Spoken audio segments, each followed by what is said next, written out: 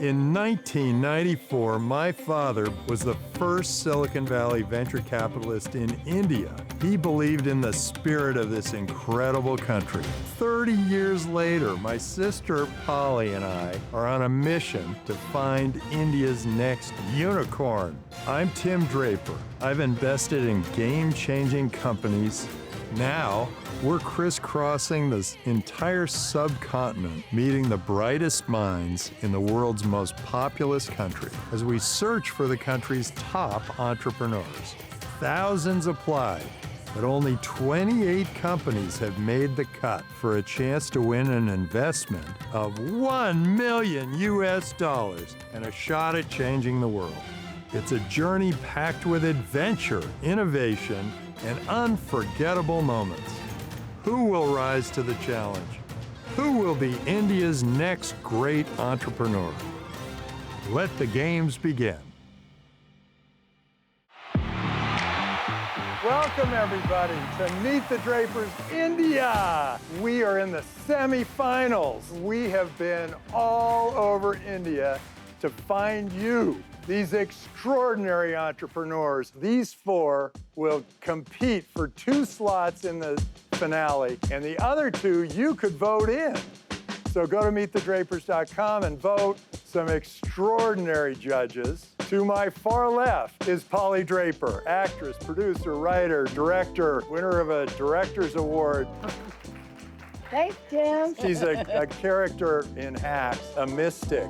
And it's kind of fun to have a mystic and a crystal ball in the same place. So on my left, we have Poonam Khandelwal. She's laughing. However you Hey, I nailed it. It sounds beautiful. Poonam Khandelwal. Venture Catalyst has done like 300 startups. I've been investing in startups myself for almost 8 years now. It's exciting to meet startups from across the country. Thank you for coming to India. The entrepreneurs are from all over India, Yes, but yes. we have actually visited 6 cities. But we still have a little more of India to cover because I do know lot this more. is it is a big country. And to my right is Mohan Lakmaraju. Mohan and I worked together at DFJ many, many years ago. We together created the first business plan competition in India ever. So Mohan Lakmaraju, Draper, welcome to Meet the Drapers. Thank you. It's a good family to be part of. Normally it happens after marriage. I don't know what you're suggesting. Well, let's bring on our first entrepreneur, but before we do, let's see what's going on behind the scenes. Hi, my name is Rohit Mishra. I'm founder at EarKart. Hi, I'm Monica Mishra. I'm co-founder at EarKart. She had one of the best cosmetology practice up north in Delhi, a very, very evolved one. But she gave up that and she said, why don't we start on this journey together? Because 2 is a better team than 1. And actually it came true. And I think it was the right decision for me. Startup is not an easy journey and for a faint-hearted one. A lot of my friends, a lot of my colleagues, a lot of well-wishers also said it's a very stupid decision. If these big companies have not been able to do it, why are you even going in that direction? It was like it's a time for you to retire and you are entering the entrepreneur world. What was more frustrating that I was the managing director of a multinational world's top 5 companies. Being there in 15 years, we did not do significant things. We kept eating market share from one another.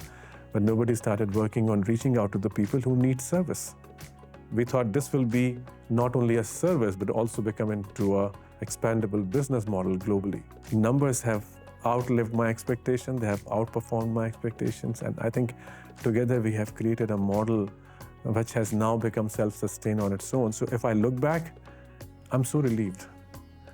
I'm so comforted from the time that I was anxious and nervous. So if you did win today, who's your first call? Like, who do you share your victories with? Mom, dad, kids. Parents. And of course my team, because they have really, really, really worked hard across these 3 years. Working with Tim, I think this has come as an opportunity at the right time. I think with his insightful information coming for US, Tim could be a great asset, not in terms only of finances, but in terms of showing us the right way to get into the US market.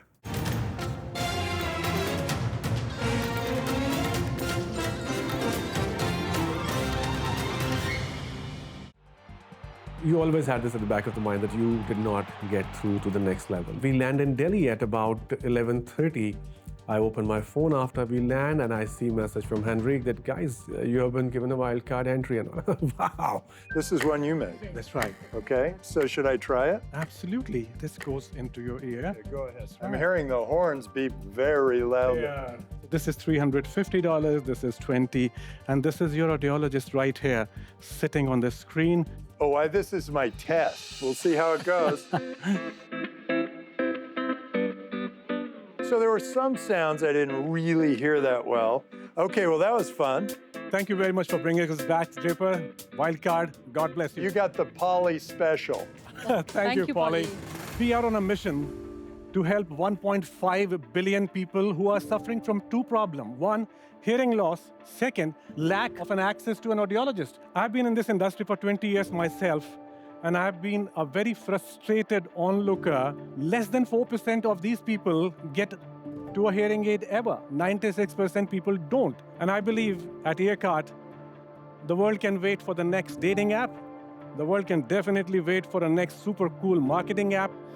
These people need help, and that's where we come in. This machine is the solution to the shortage of audiologists. Now, I mean, it's a very low-cost device. $1,300 for this testing device. This is the audiologist. I think the game changer was the demo. When you are explaining verbally, it's a different thing. When you are able to see it, how easy, how convenient, how quick it is. A test has to be run for every single hearing aid. How can you make money if that's a $20 and you've got somebody full-time, an audiologist full-time? I keep this machine anywhere in the world. It doesn't have to be an audiologist. My audiologist could be sitting in the Draper's office here, and my machine could be in Nigeria, in Bangladesh, or in Kenya. It's a very simple solution to an extremely complicated problem. With Omni, this remote audiometry device, we are able to solve the problem of diagnostic. It can do the otoscopy, it can do live audiometry, it can do the programming of the hearing aids and the fitting of the hearing aids for the person who doesn't have an access to walk up to an ENT. And accordingly, the audiologist suggests the hearing aid, and that hearing aid is then digitalized and fitted to the patient. So it's an end-to-end solution right then and there. So the customization happens from the device Yes. itself? Absolutely, I can remotely customize the hearing aid. You don't customize it by an iPhone. I can do that too, but for the first-time patient, I would rather do it myself for the best fitting. And is this regulated? Do you need approvals from the regulatory These are authorities? all regulated. These are CDSCO, these are BIS, these are FDA-approved ones. So in every country, you have to get regulatory approval? All through this discussion, the only sense, the only emotion that I had was uncertainty. Generally, US FDA works for most. So we have already tested this in more than 31 centers in 10 cities of India. $1.3 is when I start to break even. If I sell a hearing aid, my recovery is $16. And it is not over-the-counter sale of the hardware. US, there is a new category called over-the-counter. In India, there is only hearing aid category. The OTC hasn't kicked in yet. Companies are making their annual report entry that we are not going to grow this year because of the shortage of the audiologists. So your innovations is in The diagnostic device. The diagnostic device. And the hearing aid also, which I can program through this diagnostic device. Can't other hearing aids that are there in the market right now be programmed? If you want to do that, it starts from $4,000. You two have the same last name. I assume you're married? Yes, we are. Just about 28 years old. So she works for you or you work for her? I work for him. Now, that doesn't work in marriage. Some people appreciate it because husband and wife have a understanding. What happens when you want to take this thing and go to the US and she's saying, I don't know about that? We've had this discussion multiple times already. So when I was going to US, she wanted to go to Bangladesh. So before I could go to US, we had to start Bangladesh. Now, we have this presence in all these countries, but when we went to US, the gentleman says, why don't you license this technology to us? Because at $1.2, we are going to save about $600 million a year. I'm a businessman. I do have a heart. I developed this product for India and countries like India. And for India, by 2028, it should be 5,000 places where this device will be available. Coming back to the very important point, this model being plug and play, my customer acquisition cost is zero. From the very first diagnostic, I'm making money, and one audiologist can cover 6 clinics. So I'm multiplying the current number of audiologists by 6. I'm not seeing any new technological revolution. Why haven't you done this before? Why Ford or Hyundai never came out with an EV? I have been in this space for 20 years. Every single year, I would go back to my company and talk about my forecast projection, and I'll say, India has got less than 1% adoption rate. Why don't we do something for the expansion of market? And they would say, global is 4, you are not far off. Why we got patent on this, why nobody else even applied for it, is a question that I need to ask to myself. Why so brilliant people did not think about this simple solution, and this is working for me already. All right. Thank you, Mr. and Mrs. Thank you. Misra. I think we were better than last time. We had our devices. I think we did not do it right the last time, but how badly this world needs a solution. I think we have made that impact that we wanted to. So I'm pretty satisfied with what we did. Pretty cool. Polly, what'd you think? Yeah, I kind of like them even more now. This time felt more passionate about what they were trying to accomplish. The fact that no one had even applied for a patent on this, in a weird way, it is really disruptive. There's a problem in India especially, and the low-cost devices are important. So I wanted to dive in further was the go-to-market strategy. How do you sell it? Why would a customer buy it? And are they dependent on doctors to create that brand? So I think the innovation here is actually the service delivery. I think that's where the innovation is, and I think so this is like a great use case for telehealth. I find it pretty innovative and disruptive. I think actually the market is global. Let's bring on our next entrepreneur, but before we do, let's see what's going on behind the scenes. I went to St. Stephen's College in Delhi, where I majored in history and minored in ethics and economics. At college, I realized that even though I loved learning about the past, I really wanted to understand how the world works today. That's when I decided that I wanted a degree in geopolitics. Ended up working as an intelligence consultant for an American firm in India. And that's the time that I realized that there is this wide gap between climate change and the technology solutions that we need to bridge that gap. Especially in India, that gap is extremely wide. I saw a lot of plastic litter around. And it just made me realize that, we're all English-speaking, educated citizens of the country sitting here, and I can still see plastic litter around. I knew at that point in time also that they're toxic. It was very clear to me that the government is not going to be solving this problem. The incumbent industries are not going to be solving the problem. Because once I got promoted at my job, I realized that I couldn't lie to my boss or myself. I took my bonus and I left. When it comes to my family, obviously, they were not thrilled because I come from very humble beginnings. So I had to work very hard to get into the right colleges, get a good job, all of that. So I was following that good girl path till that time. To me, I knew that something was missing, and I knew it just 3 months into the job that I was working. There were a lot of people who told me that this will not work, that this is foolish, that I should stick to, something small. That is something that I've heard a lot. To me, I don't think it ever mattered, because as long as I was sticking to science and getting the results in the lab, that's the only thing that I cared about. I've never focused on outcomes. For me, it's step by step by step. I think what keeps me on every single day when I wake up in the morning and I go to sleep in the night is the fact that I know this is a tough problem to solve, and I love tough problems. So in India, we have this story from Mahabharata, which is one of the epics. It has a character called Arjun. Arjun is a sweet character, and he's an archer. He's an ace archer. There are many tests that he goes through. In every single test, he passes simply because of the fact that he was looking at absolutely nothing else but the target. He was only looking at that, nothing else. Not the tree, not the bow, not his guru. He was just looking at what he had to do.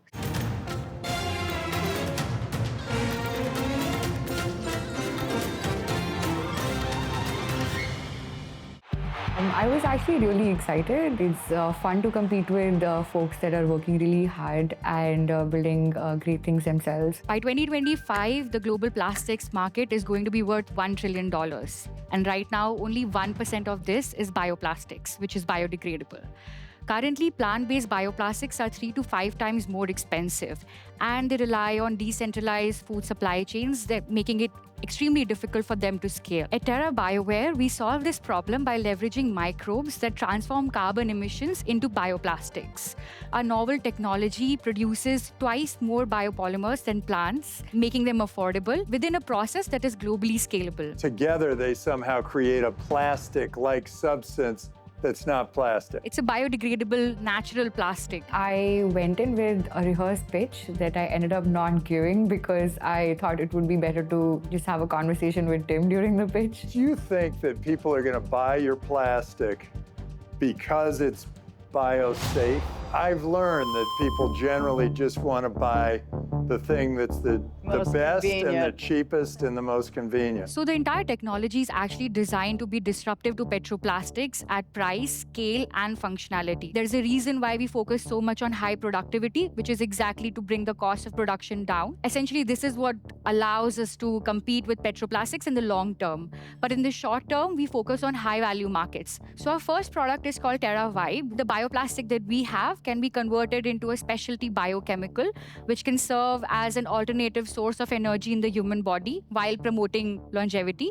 And this finds applications in food, beverages, and nutraceuticals. This isn't replacing plastic, it just happens. So those are two very different markets. Fundamental technology remains the same. We make the biopolymer, then there are 2 extra steps that we conduct in order to convert it into these 2 specialty biochemicals. This is our first vertical. Your first vertical is nutraceuticals or cosmetics? Our first one is cosmetics, but nutraceuticals is also something that we're focusing on. As somebody who does both tech and business, I also need to improve when it comes to communication. Where do you actually get this carbon from? So we work with partners that have carbon capture and utilization systems, and they convert it into something called green methanol, essentially what is used as a food source by these microbes. You buy this green methanol from these people. Yeah. Is that something that's common? The process essentially works with methanol itself. There are 2 companies in India right now that are focusing on CO2 conversion into green methanol. We've already partnered with them. Globally, what is happening is that green methanol is getting even more focused because they want to decarbonize shipping. But the process itself is not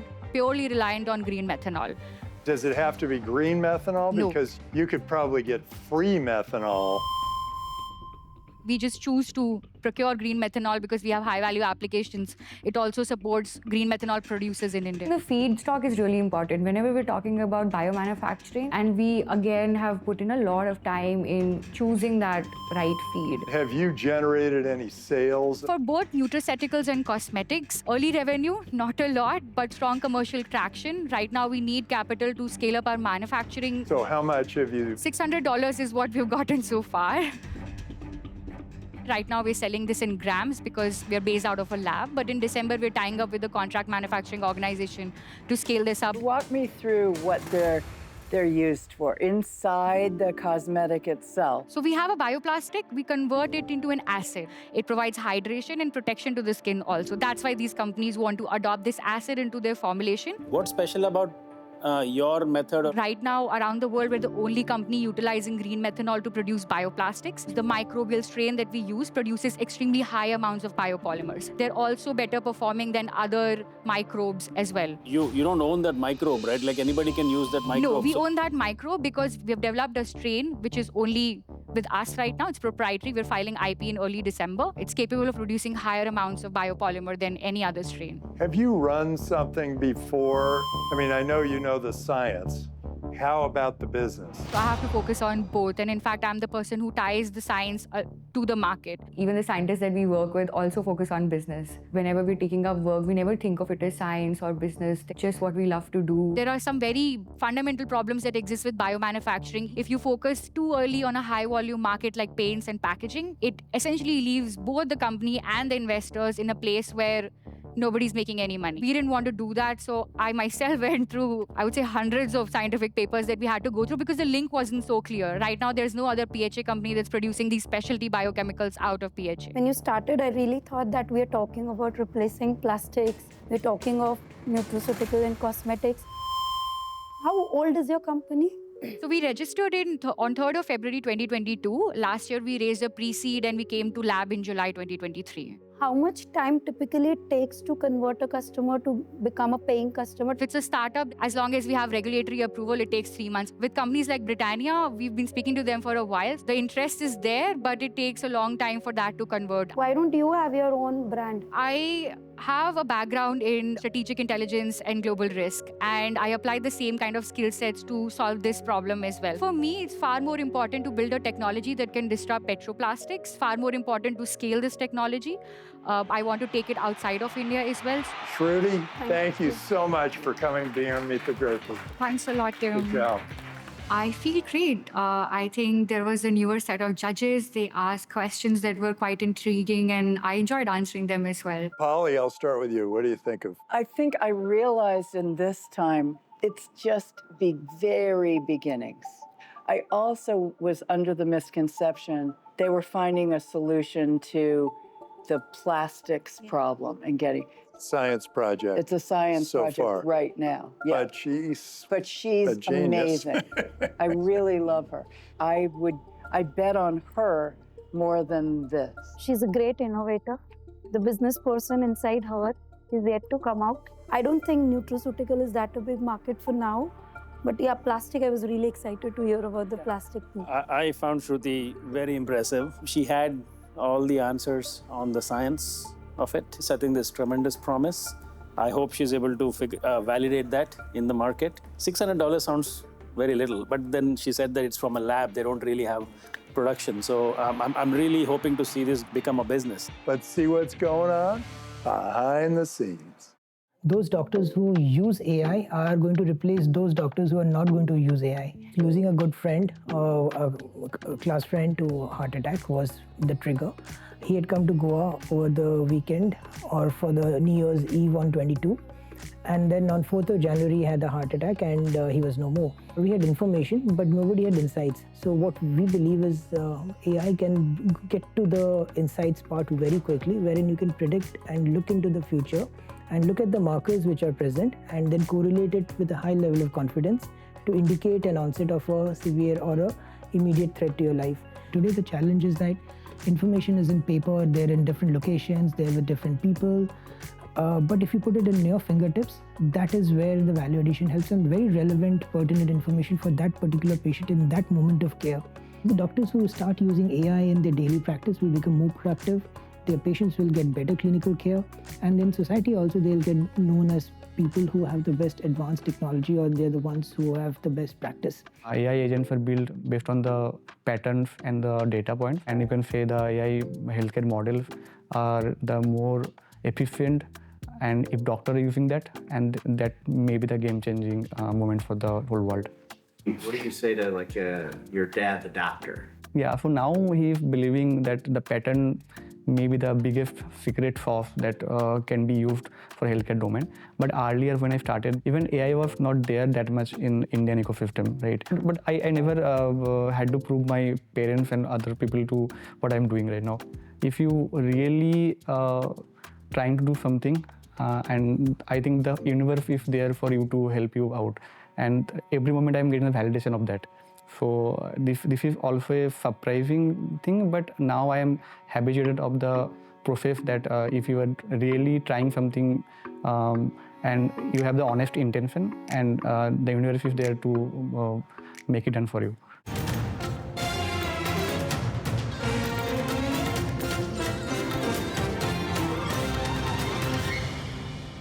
Viewers. Usually I'm pretty easy to reach. I mean, there are only 300 million of you. I'm making it a lot easier for you to contact me.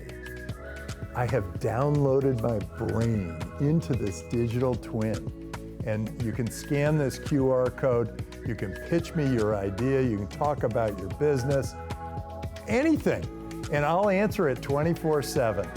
Enjoy it, it's great. It's a new feature of Meet the Drapers and DraperTV. I think you're gonna have some fun.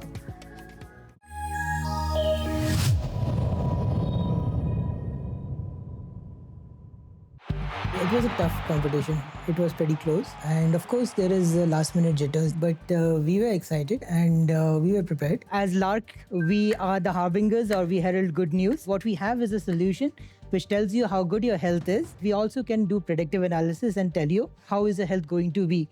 So what we do is we delve into 5 vital parameters which the body requires. We've solved for multiple problems. One of the factors like making healthcare very accessible and affordable.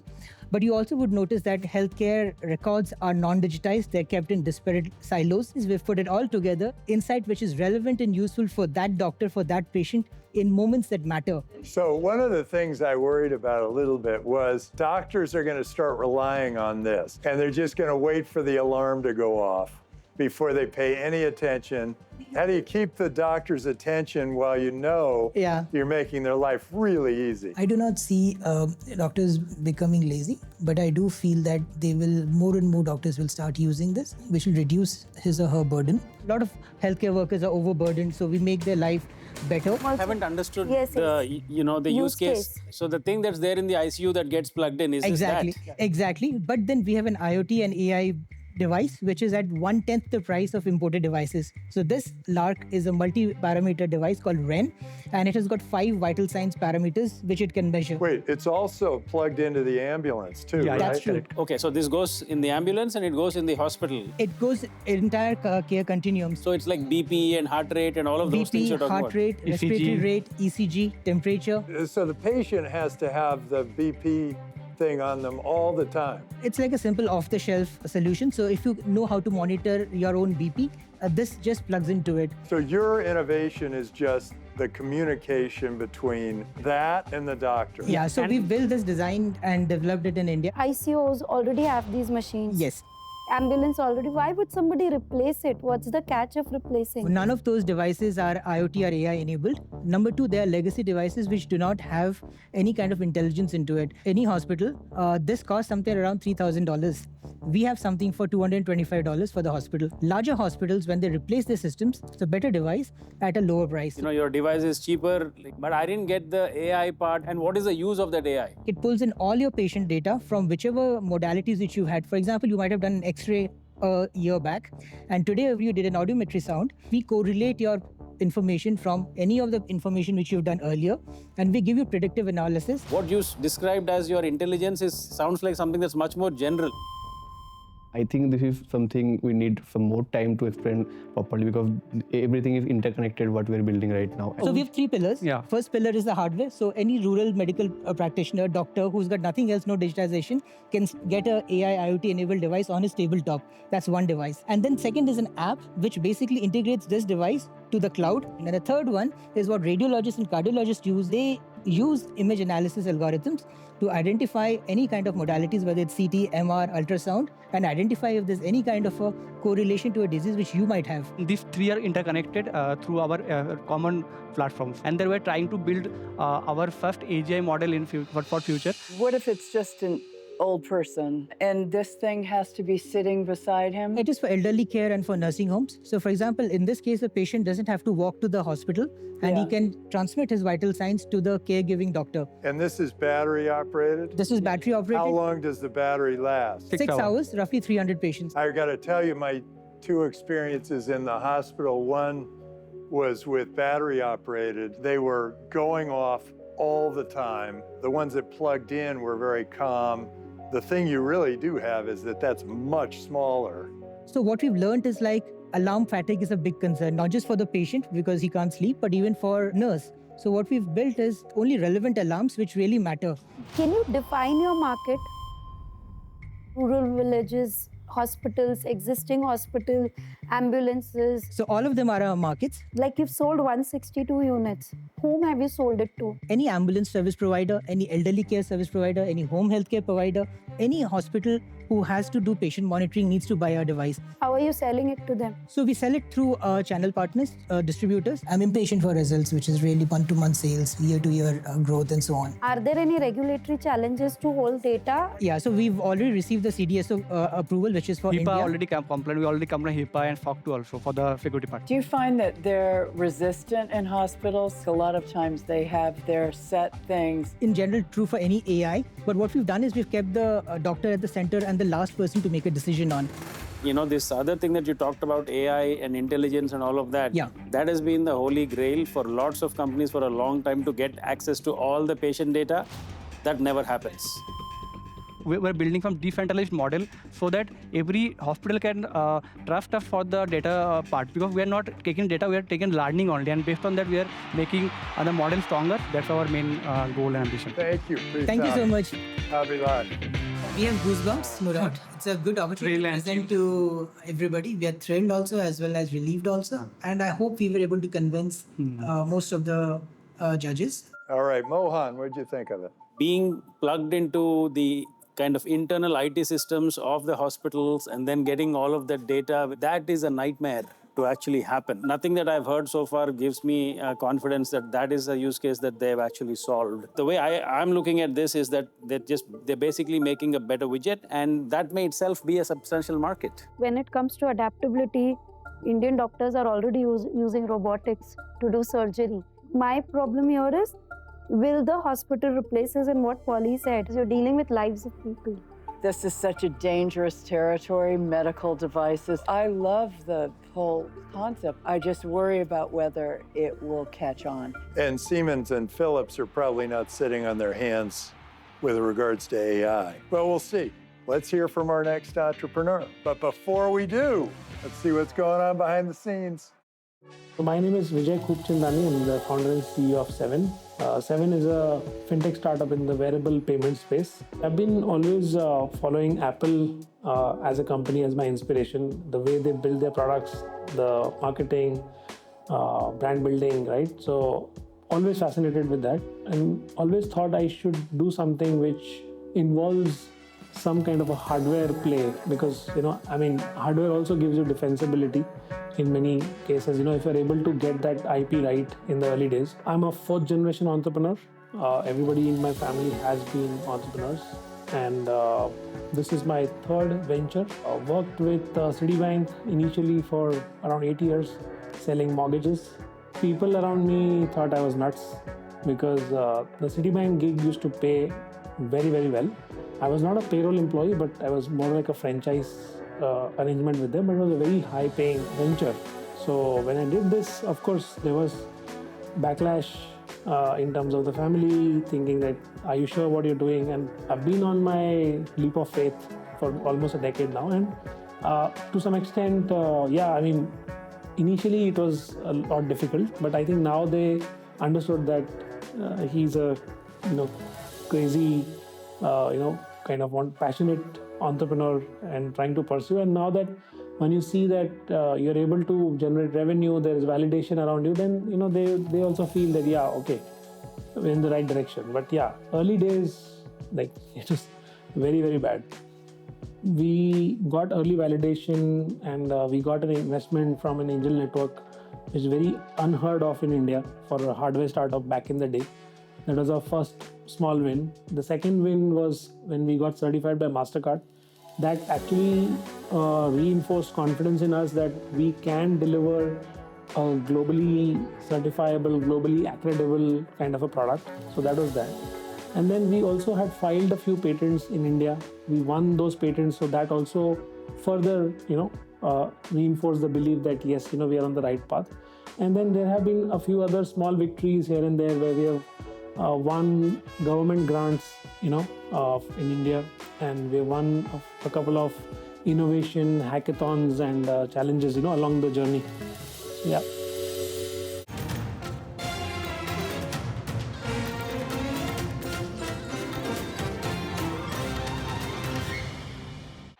Went up few notches up from the city round. Could have been a disadvantage to perform twice, but we have been in situations where we are pitching multiple times in a day. That practice kind of helped us. We live in an era of speed and convenience where everything is just a tap away.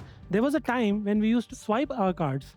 Then the cards evolved to dip cards for better security, and then came along tap cards for faster, seamless payments. Now you don't even need cards. You have payment variables. You can just tap your hand on the POS, hear the beep, withdraw your hand, and your payment is done. As simple as that. There are now innovations in India like these, which are called NFC card sound boxes. The audience here would recognize this as the QR scanner, as we call it in India, but this has gone under an upgrade. I'll just give you a quick demo. Kind of played a gamble, you can say. That demo, let's keep that for the semifinals. I mean, if I would not have made to the semifinals, would have never come on screen. I'm gonna press card pay. To make a payment of ₹1, tap your card. So what I'm going to do is take my ring. There was a small beep, faint, couldn't hear. Now it's processing. I hope it goes through. Paytm पर ₹1 प्राप्त हुए. They could relate with the power of that device, being in the ecosystem, our bet played off, you can say.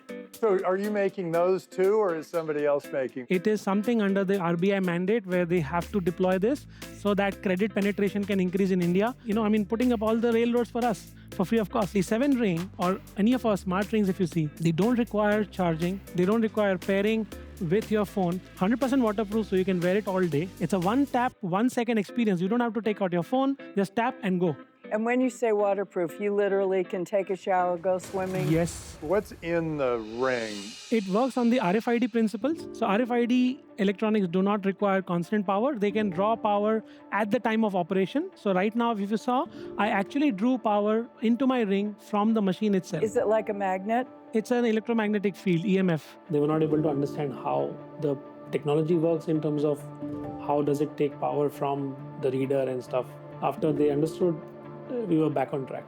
And we have 3 product categories. One is our mid-segment $54 product. We have a mass market variant coming in, which is going to be selling at $18. And we have a third variant. It's an 18-karat real gold payment ring. What's that listed for? So that'll depend, on the grams of the gold that is used. So we'll have a small markup of $50 on top of that for the technology. Why would you have an item like that if your margin's no good because you still have to sit on the inventory? So the first and the second product, we actually keep inventory because we have standard sizes. It's a non-precious metal. But for the gold, it'll be a 2-week waiting time. We only make when you order. Why the 3 products? Because it's a rule of 3. So because of the top anchor, my second product actually sells faster. And because of the second product, my first product goes faster. And there's no difference in terms of what they can do? There are 2 main differences. One is the material. In terms of features, they will both do payments and metro access. The 7 ring will get you flat 1% cashback from our revenue perpetually. Apart from payments, you will now be able to use the ring as a ticket at any metro in India. So this you're doing with the government, B2G? Similarly, NPCI, the parent body of UPI, they have created NCMC stack. It's a stack for mobility which we integrated in our ring. No permissions, you can do all of this yourself. Yes, and this payment demo that you saw, it's a live payment. Now that you've explained that it's RFID, it's pretty simple. Anybody in the US doing this right now? There is a company in the UK, they have a B2B model. Ours is a B2C and B2B2C. Why would they do that? Because they don't have technologies like UPI in US and UK, which is instant. So if you top up your ring today, you're going to get the money tomorrow. Versus in India, if I top it right now, I can pay in 10 seconds. Sweet spot that we are here in India to leverage this opportunity, I think that went in our advantage. How did you come up with this? Genesis was Apple Watch. So I thought maybe the next generation of devices is going to be the smart rings. How old is the company? We are actually a slightly older company. We founded in 2018. We had a bad phase in the company where one of our partners, MasterCard, was under an embargo. We were a collateral damage and we kind of came back like a phoenix.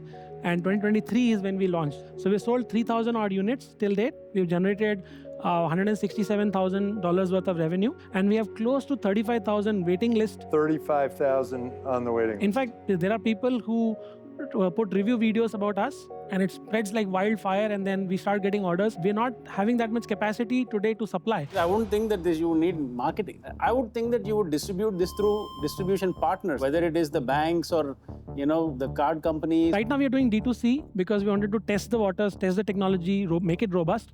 As a next leg, we are going to go to the metros. And the second thing is we are going to partner with banks and do co-branding arrangements where a bank and us will be co-partners in this so that we get us transaction revenue and the data also on that. Adaptation of this ring could be really fast. Having said that, what is the biggest challenge? Because you're the first mover. I'm sure others can adapt this technology. What is the biggest nightmare you see? Competition is always good for business, and especially a new product category like us. You need more people to be marketing it. See, there are 2 main challenges. One is the acceptance challenge. The small merchants today are not equipped with the card machine. So what happens is our customers tell us that I want to make payments at 10 places, but I'm only able to make it at 7. So with this technology coming in, that will solve for us.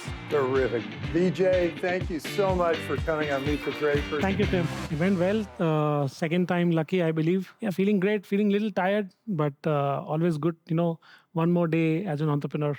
Poonam, what do you think of 7? I think it's very interesting. As a woman, we do not have pockets all the time. 10-cent payment we are doing through our phones these days. So the adoption is there, but I don't know, wearing that ring, whenever I'm tapping that ring, my husband's blood pressure will go high. But they have to move like really fast, create the brand name. Yeah, a lot of competition will follow, but they're first. I think it's amazing, and I can't wait till it comes to the United States. He said it was in 6 months. It is. Doesn't feel quite that fast. Polly, the US is a little digitally challenged. It's a little behind. You know that. I find it pretty fascinating, and I have resigned to this customer behavior that even a slight amount of convenience people are adopting. I didn't think like the watches would get the kind of adoption they did. I like it. I think it's pretty compelling. I love the I would idea. use it. I would totally use it. Totally. I would use it. Yeah. And you guys could use it right now. All right, let's bring out these entrepreneurs. So I'm going to start with EarKart. My question for you is, this seems like a very obvious thing to do. I was thinking, well, maybe it's just not a high-quality hearing aid. All the top 5 companies put together, nobody has the remote diagnostic facility. This is absolutely comparable and on 2 counts better, especially the music streaming and the sound noise reduction. Shruti, very interesting. How do you convince us that this is not just a science project, but it is a business? I'll answer this question by saying that the entire technology is designed to be affordable and globally scalable. We understand that petroplastics are a huge problem and, by extension, a huge market. And Larkai, something I noticed, which I often see in founders, is one interrupting the other. And when that happens, it's kind of like you both want to be running the company. Show me how you respect each other and your decision process. It is good to have disagreements which are constructive, but we've been there for 4 years. We've done 1 million happy customers, $1 million in revenue. And BJ, what's the significance of the name 7? I'm glad you asked me that. So, Apple is an inspiration, Apple Watch. 3 apples that have changed humanity. So, one is, of course, Steve Jobs' Apple as a company. So, Newton's Apple. And then there's Adam and Eve's Apple. 7 is an anagram for Steve, Eve, Newton. So, it's S for Steve, Eve, and Newton. 2 of you will go on to the finale. Here's the hard part. Polly, you ready to go? My 2 picks are 7 and EarKart. These guys, I fought for you to come up to the semifinals, and I think I did the right thing. And you were kind of a phenomenon today, so I'm very excited about both of you. You are an amazing person, Shruti, and I feel like you're going to have huge success. I'm so impressed with all 4 of your businesses. I'm seeing you guys use India's advantages really well. So my picks are EarKart and 7. Lark, I'm not convinced about the second part. I think that's a very tough problem. It's a very messy coordination problem in an industry that hates change. With EarKart, I love the problem you're solving, and I told them I have hearing problem as well. With 7, obviously, it's a phenomenal thing. I don't want to carry my phone. Women like rings. It's all about marriages here. Okay, I'll quickly go through my analysis. We're just going to have to rely on the crystal ball. 7, I'm concerned that it commoditizes once you got all those customers. Yeah. This is going to be a short-term blip, but if somehow people become very loyal to their ring, you could end up with a really big business. Shruti, you're a genius. I know that. Ted, you've discovered something that could potentially make a huge impact on the world. Not much commercial traction just yet, but I think there's something here. And I kind of feel like you need backing to get that going. Larkai, you guys did talk over each other. I was a little concerned about that. You're going after something interesting and different from Mohan. I actually like the AI. I'm not quite sure how this ends up in practice. I know there's going to be huge friction going into the hospitals. So EarKart, you got a really interesting product. You've clearly built a business. You're way beyond where a lot of these entrepreneurs are. But I tried the hearing aid and I was not impressed. And the service, there was no feedback on that service. Very concerned about the quality of the product and the service here. But the crystal ball has a mind of its own. Send your strongest vibes to this crystal ball. Oh, can you hear us? us, crystal ball? Is it a medical issue? Would you like us to ring? Ring, something about a ring. Crystal ball, would you rather be made of a biodegradable plastic?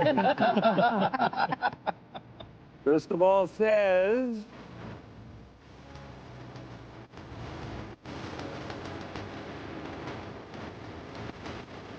Seven EarKart. You're both going forward. Ecstatic, true feeling. This is like a husband-wife combination. The husband and wife, the diagnostic and the hearing aid, it should go together. It's great. I've been meaning to visit the Valley for a couple of years now, thanks to Meet the Drapers platform. Visit the Valley, meet some other investors, and also expose the product to the American community there. I think you should vote for Terra Bioware because we're working really hard to ensure that we're building a technology that can really disrupt petroplastics. They affect all of us, they're inside all of us. There's only so many people really building a solution that can solve for this. Life is so valuable that if you give us a chance, we can take our technology to many more people. We've touched 1 million lives. Our goal is for all people to live healthy lives. That's something which is inbuilt in our promise and our technology. See you next time on Meet the Drapers.